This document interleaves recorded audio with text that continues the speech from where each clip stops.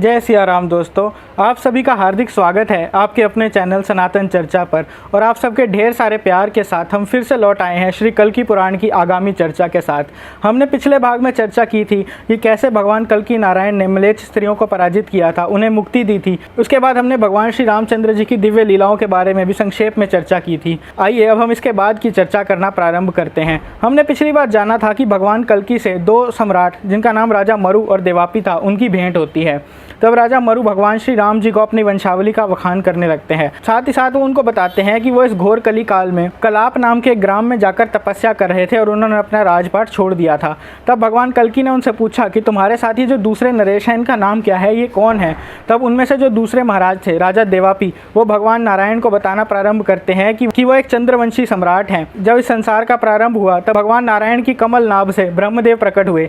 ब्रह्मा जी से ऋषि अत्रि से चंद्रमा से बुध से पुरुरव से नहुष, और नहुष के पुत्र हुए राजा ययाति, जिनका नाम जगत में प्रसिद्ध है। राजा ययाति के 5 पुत्र हुए और उनमें से एक हुए पुरु, और इन्हीं महाराज पुरु के वंश में राजा देवापी का जन्म हुआ।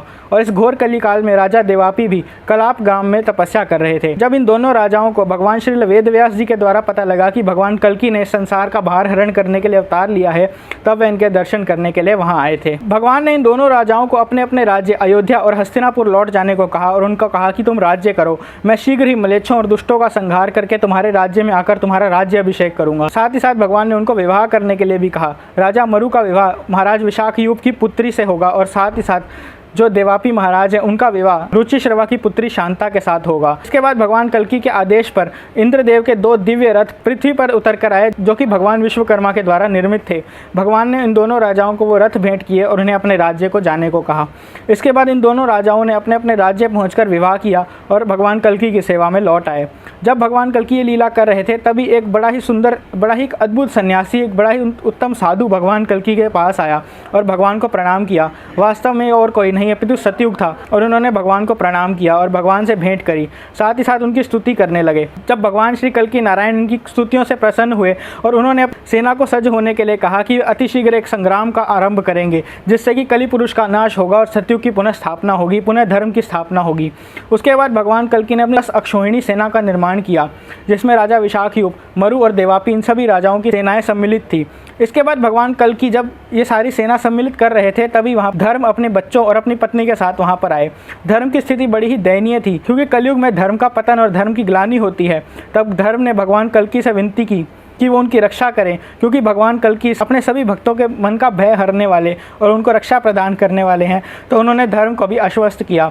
उसके बाद धर्म ने अपनी पत्नी और बच्चों को बद्रिक आश्रम में छोड़ा और स्वयं एक उत्तम सेना सज्ज की। जो साधु संत थे वो धर्म के कवच बने, जो वैदिक साहित्य थे वो धर्म का रथ बने, जो ब्राह्मण थे वो उस रथ के सारथी बने, और साथ ही साथ जो संगीत के 7 सुर हैं उनसे 7 घोड़ों का निर्माण हुआ। और इतने उत्तम रथ पर चढ़ के धर्म भगवान की ओर से युद्ध करने चल पड़े।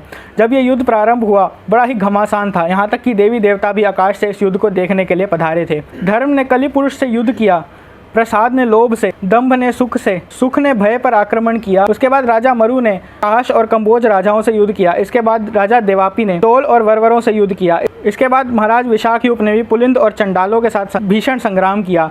जब भगवान कल्की की ओर दृष्टि गई तो नज़ारा कुछ और ही था। भगवान कल्की 2 असुरों से घिर चुके थे, जिनके नाम थे कोक और विलोक। वास्तव में कोक और विलोक एक ही शरीर के 2 भाग थे। इनका शरीर वज्र के समान कठोर था और साथ ही साथ ब्रह्मा जी के द्वारा इनको वरदान दिया गया था, जिसके कारण वे अत्यंत ही शक्ति के मद में चूर थे। भगवान कल्की ने भरसक प्रयास किया इनका वध करने का। सर्वप्रथम भगवान ने कोक का शीश काट दिया, लेकिन विलोक ने उस पर दृष्टि करके उसे पुनः जीवित कर दिया। फिर ऐसा ही भगवान ने विलोक के साथ किया, लेकिन फिर से वो पुनर्जीवित हो गया। कई बार भगवान ने अपने अस्त्रों और शस्त्रों का उस पर संधान किया, लेकिन कोक और विलोक का वध नहीं हो रहा था। तब स्वयं ब्रह्मदेव आकाश में प्रकट हुए और उन्होंने भगवान कल्की नारायण को उन दोनों को मिले वरदान के बारे में बताया।